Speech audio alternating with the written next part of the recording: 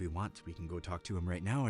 Would you be interested in figuring out this deal that he has for us? And there's the twinkle. I mean, maybe for you, sure.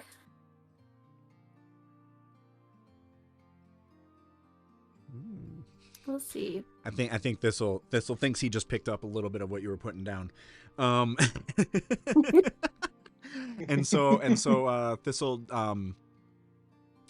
he points just puts up a little finger, and a bartender comes over with 3 shots really quick. He says, "Right. A toast then to a brand new partnership." And they cheers. And Alice does it, tips her mask up, and downs it. here's one thing I'm gonna want us all to do. No, Here's a great. And just Alice, due to your nature, you're going to be able to do this with advantage. But I need all of us to make Constitution saving throws because that was a strong ass shot. Hold up, is this technically poison? No, it's not poison. It's just we're just doing a straight up con save. But I'm going to let you do it at advantage just because, again, the nature of your work. I mean, alcohol in general is technically a poison, right? Yeah, alcohol is considered a poison in D&D. Yeah. As a note. Yeah.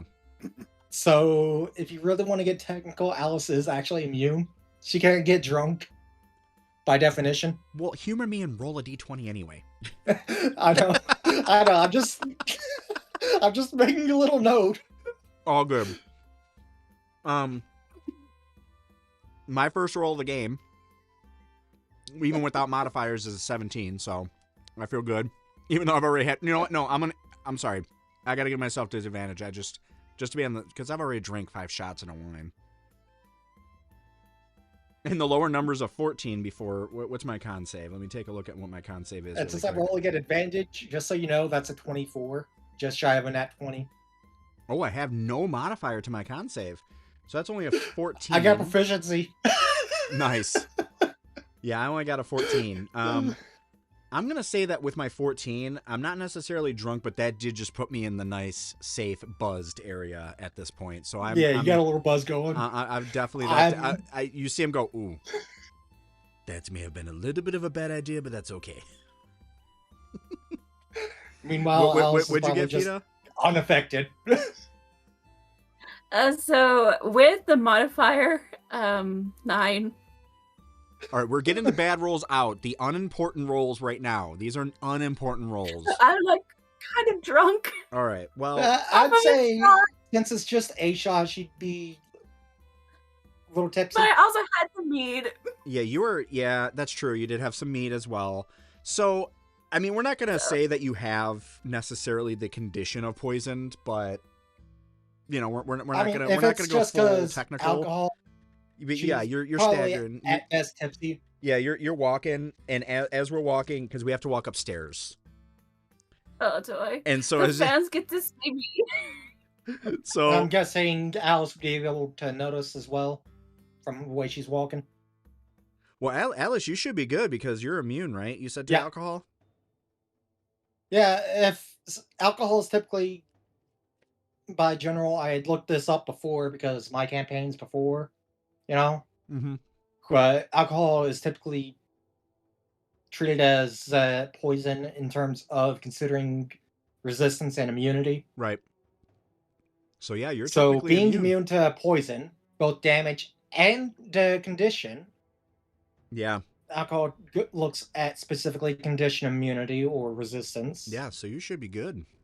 So, so I guess so Thistle even with even with my roll, I should be good as is because that's a 24, just shy of a nat 20. Yeah, you're good to go. Thistle's feeling a good buzz going. Fita is over there being like, "Why the F did I take that shot?" But I was asking specifically if Alice would likely notice, you know, how Fira's feeling. Oh yeah, so like are you gonna make it known, or are you gonna try to hide it? So I stand up and like I'm in heels, and so I'm like, no. I sit back down. I take my heels off and give it to Alice. Alice would know. She'll put them in her bag. Alice, can you hold on to these for a bit? Yeah, and I'll say some puts them in her bag. Fita with a little bit of the slurred speech. Are you gonna Well, try thank to you, Alice. are you gonna try to play it off that you're not drunk, or are you just like, screw it, I'm just gonna embrace this? I'm gonna try at first not to, but I know that, like, Well, I'm probably gonna. I'd say roll a deception check. yeah, we're In gonna this do. case? Well, you know what? Here again, though, because you are a bard. So Yeah, I mean, I mean, typically, fine. I mean, any bard worth A their. bard should be able to hold her liquor. Yeah, Damn well, it. no, not necessarily. Because I was in cover bands, and I know.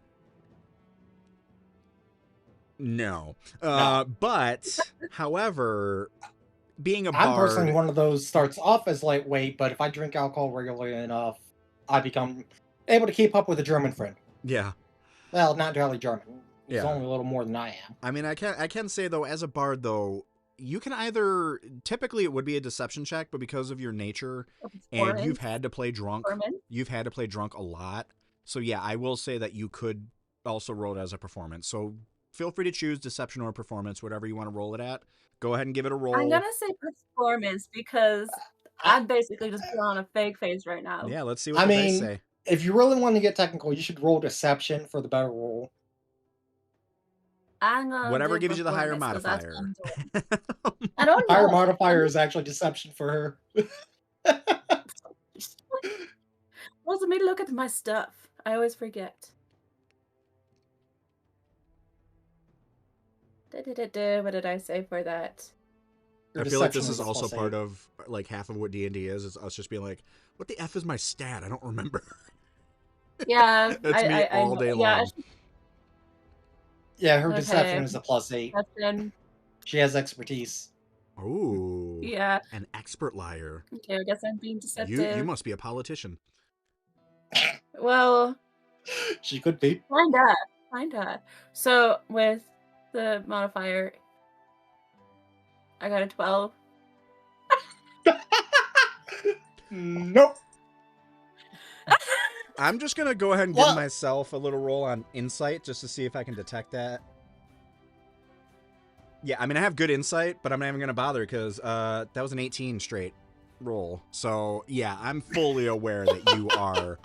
And he just kind of looks back and notices, but he chooses not to say anything because I kind of trip a little bit, but it's okay. Yeah. So I may only have a +2, but I still got an 18 on insight. Yeah. So this'll he does notice it, and what he does though is as you see him walking, you see him start to stumble just a little bit, just a little. He does just a tad, just to make you not feel embarrassed. And I'm like. Yeah, and Alice is gonna kind of stick to Fira as support. Yeah. So yeah, as they know each other, so she'll help her out. Yeah. So as we walk up the stairs to in Elfsong, and again, the upstairs has been kind of converted to where half of it is kind of rooms set up kind of like in style. As I cough, excuse me. And then the other side of the Elfsong Tavern is, again, some of them are kind of share space, kind of offices that people can rent in order to do business. Because again, Baldur's Gate, it's a big kind of mecca, being a harbor town. So people might be coming in from Cholt or, from other areas and might need to do business. And of course, they don't have an office there. So they rent part of these spaces at the Elfsong Tavern, just so that way they can get a little bit of quiet and a little bit of place to get their work done. And on top of that, be able to get their drinks when they need them, right? But you do notice you walk to the end to where there's a dedicated office. The only one there, and there's just a plaque on it. And it's got just the TS in just kind of calligraphy on it. Not the actual name, just TS on there. And you hear, you see Thistle, he just goes, just a little tappy tap in a certain succession. And the door does open. And it's opened by a Patriarch guard. And the Patriarch guards are they're part of, they're not necessarily part of the Watch, which is, the guards that are there up in the upper city. Not part of the Flaming Fist per se. They're definitely hired by some Patriarchs, if they want just that little extra bit of protection, they'll hire some extra mercenaries to be guards for them. And so opens up, and it being Baldur's Gate, primarily a human town, It's yet again another human that opens the door. And this guy, probably in about mid-50s. You know, he's been around, pretty seasoned. You can definitely tell that he's been in enough tussles by the scars that are on his face. And even though he looks pretty hardened, when you look into his eyes, you see a kindness there that you never would have thought from somebody who looked that tough. Kind of like what's his name? Danny Trejo? Trejo? Whatever the... I can't remember. Machete. The guy who plays Machete. Kind of like him. Where it's like, Danny Trejo. Yeah, Danny Trejo. There we go. So he's kind of like that, where it's like, you know, he's definitely a friendly guy. You can tell just by looking in his eyes. And he opens the door, and you do see him give a little smirk to Thistle. And Thistle kind of finger guns him like, hey, what's up, guy? They know each other very well. And he just walks right in. And sitting at a desk, at a nice big, like, oak desk, is a dwarf. And this dwarf definitely looks aged. He's been around the block many a times. He's got this long braided beard. There's 2 braids coming down, and it's like this just purest of white that you could have ever seen. I mean, this guy takes meticulous care of his beard. And the braids are both French braided, and in them there are gems. And these ones definitely are genuine. They are not like Thistle's fake little bedazzled gems that he has on his cloak. These are the real deal.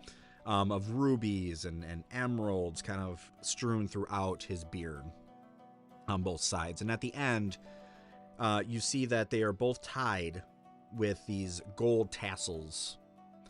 And his face, it looks, again, he's a dwarf.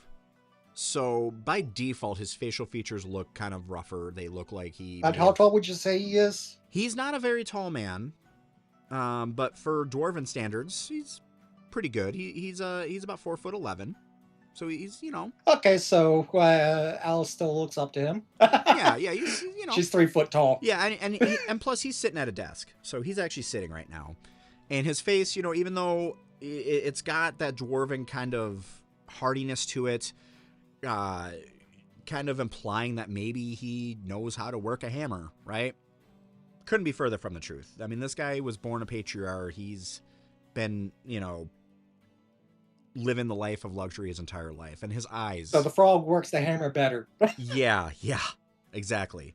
This guy is great at wielding a pen, not a hammer. And his eyes definitely betray that. His eyes definitely have kind of that...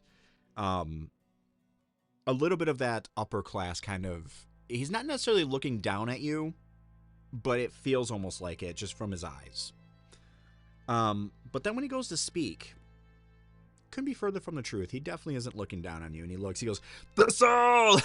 My good friend, how are you?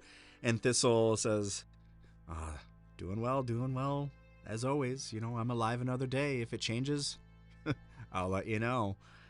And Thoren just gives out this...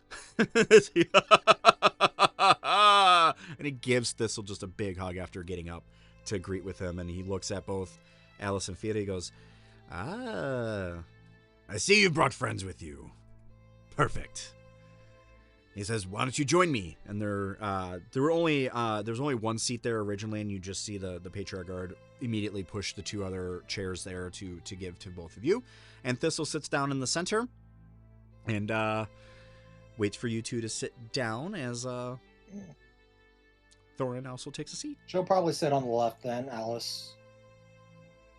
And I'll just, you know, kind of shift down into my seat, like, hopefully, like, because I'm like that awkward tall girl right now. Just like Because Mama I'm pretty Kay. sure I'm taller than everybody besides maybe the guard. Yeah, the guard, I mean, he's decent size. He's about 6 foot tall. And I'm about 6 foot tall, so... Yeah. There you go. So there we go. So there's both... a couple of short people... And I'm pretty sure, Thistle? like the chairs might be made for shorter people, and so I'm just kind of like... No, the chairs are standard. Okay. You're good. Chairs are standard. It's Okay. Elfsong Tavern. So I'm like... But yeah, no, and Thistle's 4'11". He's not, you know, or not 4'11". I'm sorry, 5'10". Thorin's 4'11". Okay. 5'10". I was about to say, oh god. Thistle's he's short. 5'10". Thistle's I'm 5'10", so he's taller not than- super short, but yeah, he's definitely shorter than Fira. Which Only a little though. yeah. And so Thorin, he starts getting into it, and he says, "Well, let me tell you then why I brought you here. I don't know how else to put this, but I want you three to rob me."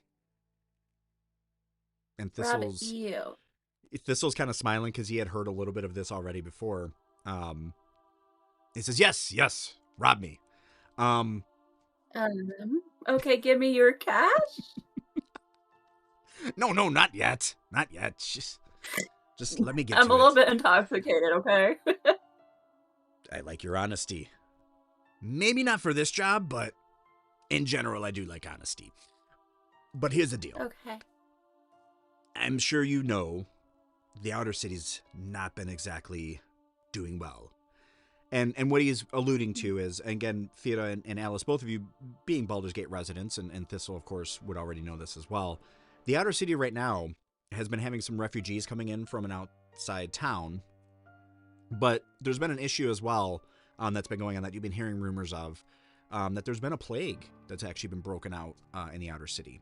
And the Outer City's this plague, it's been a mystery. The clerics can't figure it out. They've even brought in, I mean, they've been desperate enough to where they're even bringing in paladins to pray and, lay their hands on, and the clerics have been praying to even gods that aren't even their own, they've been praying to try to gain it. They've even brought in some of them, they don't like to publicly say this, have enlisted some warlocks even to call on their patrons to maybe step in, even though we all know warlock patrons not always the greatest people to ask favors of, right? But they're so desperate because this plague that's been breaking out, these people, they have no idea how the people are contracting it. They have no idea where it came from originally. They have no idea how to treat it because no matter what they do, these people are still dying. And what they're dying of, there's no boils, there's no lesions, there's nothing obvious. They're literally just dying of exhaustion. And they don't know why. They've tried restoration potions, they've tried health potions, they've tried potions of speed, they've tried everything. And the most that they've been able to do is delay the symptoms for maybe hours. Not even days, hours. That's it. So they're pretty desperate. And so that's the situation that, of course, that Thorin would be alluding to. And he goes, however, Thistle, you would know this, but he may be, as a hobby of mine, a procurer of oddities and different potions that I sell to my other Patriarch friends just as, really a way to pass the time. I'm sure you all know that a Patriarch's life is not exactly hard work. There's not a lot to do as a Patriarch, more than just sit around and spend your money. So to keep myself busy, I like to... I mean, at the end of the day, let's be real, folks. He's the Avon lady. He's a stay-at-home mom who becomes an Avon lady. Anyway, so he goes, so on occasion I get some shipments in from Schultz and different potions and such. And I did have this, we'll call it a potion of vitality that I sold to certain male Patriarch members that have, we'll just say, certain stature issues when a woman is around. Ooh. So I sell them this potion, and it helps them to stand up on occasion, when the occasion calls for it. However, that's neither here nor there. Point is, somehow, I don't know how it happened, but some of it accidentally may have been drank by one of these people that's afflicted by this plague, and it cured them, of all things. Now, I want to be able to help, but I, being a Patriarch, have to walk a certain line. I want to help the people, however, I'm only supposed to help my people, if you catch my drift. And so... I do. So what I thought of was, I would like you three to break into my storage, steal some of what we've called the DJ Elixir. And he doesn't tell you what DJ stands for, but this is from a previous campaign. It stands for Dick Juice Elixir. And so he says, I would like you to steal my DJ Elixir and take it to the outer city, to the clerics. Now, you don't have to steal a lot of it. I was told by the clerics that if they just get a small amount, maybe just even a vial of this, they can replicate the ingredients and be able to make a cure for these people that are dying. And I really want to be able to help them. And not only will you be helping the people, but, and he does that classic, like, movie thing where he writes a number on a piece of paper and slides it over to you three. There'll be decent payment there. And as you look at the payment, the written out, you'll see that each of you are going to get 50 gold pieces for doing this job. And he says, also, though, the other thing that I will also do for you is make it easier for you to get in, and there may or may not be a guard practice or guard drill going on during the time that you want to come visit my estate. And Thistle kind of looks at you two because he's, you know, the way that he's kind of growing up in Baldur's Gate, he already knew about the Shattershields, and he already did get caught by Thoren, who now has enlisted him to do his bidding. And he's done a few jobs for him already before, and so he trusts the guy, and Thoren also trusts him. So he's already agreed to the job quite clearly. So he looks to you two, waiting and to take your cue. Before Al says anything, I just want to note that it's kind of funny that we're headed off to steal at least a vial of Viagra. Yeah, that's what you're doing. Hey, go steal some of my Viagra. Exactly.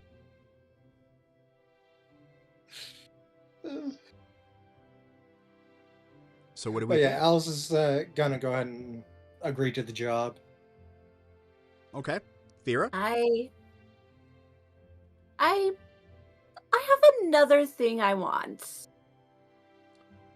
And with that, Thorin's eyes perk up a little bit, like, ooh, a negotiator. I like that. You see, I'm not struggling with money yet, though it is dwindling, but it's not on the forethought. I have been working on this project for quite a while. I've been wanting to become a warlock. Do you know of any patrons who will see my talent and take me in? Well, if you do want more than gold, I mean, the gold was the 50 gold pieces was the established price for the contract. And so what does one need to do when trying to adjust the terms of said contract? If you can give me only 25 gold and see if you get... Oh, no, I'm saying this out of character. What does one What does one typically need to do if they're trying to have somebody modify and agree to new terms of a contract? Oh, I'm probably going to have to persuade them. Yep, go for it. Well, okay, let me get my handy dandy sheet. I'm sorry, but typically when there's a persuasion check, I'm just going to let you know up front, Clem, that I don't set a DC except by a dice roll. Thorin did just roll a nat 20, so you have to roll a DC 20. Oh. Good luck. Okay, dice, please. Please. Please roll at least a 14 on the die. Nope. I rolled a 5. Okay. So with my modifier, it would have been 11. Okay. And so Thorin looks at you and says,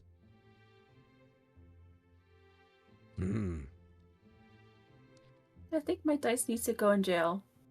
Well, knowing that sort of dealing, it's not something I usually partake in. And Thistle turns to you, though, he goes, I may know a guy. You? I tell you what, you give me 10 gold pieces of that 50 that he's gonna give you, I'll hook you up. Okay. I'll hold And you to it. while he's saying it under his breath, you'll notice he's saying it exactly like this. He's not using that voice that he was using before. Just something you might have noticed. Okay. Anyway, and Thoren says, "So, are we agreed then?" Yes. Great. 50's fine. And Thoren will get to the desk. He'll kind of nod over to the guard, and the guard will bring out these blueprints. And the blueprints are of the estate. He says, "Now, I want to get right to it then. Let's go ahead and discuss this." This should be a pretty easy job. Because again, I'm going to go ahead and I'm going to set this up to where the guards are going to be on a practice. And you'll see the Patriarch guard, or the guard that's with him, he's nodding because he's clearly the head. So he's in on this. And he says, "Now during that practice, you can enter in through the sewers, up through a manhole cover that's in my courtyard. Now when you come here," and he's pointing as we're doing it. Yeah, the sewer. And this will be like, and Thistle, because again, the guild, you all know, has residents in the sewers. Thistle, look, you got a problem with sewers? Just they're kind of stinky. I'm sorry. But, I mean, am I stinky? I live no. there. Sorry, your home's stinky. No, it's really actually quite nice. And his voice is starting to crack, and everyone's like, it's really quite nice down there, actually. Okay, You clearly have never okay. been. Those are very nice sewers down there. I have not. You're right. It's very nice sewers. Says that she'll prepare a mask like hers. What'd you say? Because Alice is going to tell Fira that she'll prepare a mask like hers to help with the smell. Okay. I will think about mask. But I do need to conceal myself because I'm a tiefling. Okay. Going And with to that, the by the upper way, city? with you even talking about wearing masks and how stinky this guy's place is, it hurts Thistle so much that he just took -1 psychic damage from that. Because he just failed his save on that. But also, I can be mean. Like, that's part of my character is being a little bit mean. Yeah. So, But Thoren goes, "Listen, I've been down there. It's night. It'll be fine. You won't be down there that long. Point is, you come in through okay. and then into the courtyard, and there'll be this door," and he'll kind of circle where the door is. And through that door might be conveniently forgotten to be locked. You'll be able to walk straight in, go down to the left, and make another left into a room. And in the room, there will be the potion, the DJ Elixir, and, while we're at it, make it a little more believable that it was a robbery and not just a targeted thing. You could maybe go through there and try to find some other things that you can take with you. I don't care about anything that's down there. That's all hobby stuff. It's all fine. So if you find anything that you like, feel free to grab it and take it with you. Don't worry about it. And you can still keep all 50 of your gold that I'm going to give you. No questions asked. And so he lays out this plan. It sounds super simple. And then once you're done, all you have to do, go right back down through the sewers. Thistle, of course, will be able to guide you as he knows the sewers front and back.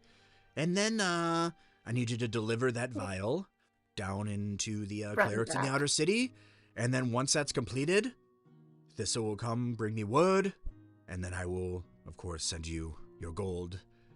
And we'll consider the contract complete. Any questions? Front and back. Alice is going to ask if there's any traps or anything that we need to worry about. Oh, no. My estate's, again, it's just typical locked doors and the guards. But again, those guards are going to be on a drill during that time. So they won't be around. They won't be able to take care of anything. And yeah, there's never any traps down there. That's a good thing Alice has and proficiency for these tools. Yeah. I mean, plus you're going to have Thistle. Yeah, exactly. So you got a rogue. my character's doing right now is she's holding just a little thing that was just on the desk, like, I've never been part of a heist before. It knocks something down like that. That sounds fun. Thorin will look at Thistle and he'll go, you, at Thistle go, no. Listen, Thorin, I had her take a shot of the Syrian whiskey. You remember what that did to you even, right? And Thorin would be like, but why the hell did you do that? What? You're coming up. And Thistle's like, dude, it's me. It's me. And he's clearly covering for you. He's like, it's me. And Thorin will just, yeah, you're right. And I just anyway, go, you're such a sweet guy. Anyway, are we good? We good with the plan then? And Thistle say, I mean, yeah, let me just pick up the thing. I am feeling pretty good about it myself. I mean, I've done plenty of these jobs before. Elise and Fira. I'm good to go with this if you are. Yeah. Yeah. And of course, Alice is sitting there perfectly fine after that drink. Right. And then it just kind of dawns on Fiera that it's going to save her people, her family, and stuff. I'm like, this is going to save my people. I get to be the hero. And Thorin will be like, yes, actually, yes. You will be like regular Robin of the Hoods. Wow. That one's called Robin. Nice. Robin of the Hood. Also, I've known to shape like social circles. So, yeah. Perfect. Well then, It's be good to be a good guy. Bye. Alice is thinking of the various projects that she will be able to do with 50 gold. Yeah. There we go. And Thorin will be like, great. Well, let's have a drink to celebrate. And then he looks to the guard. He says, give her water though. Her water.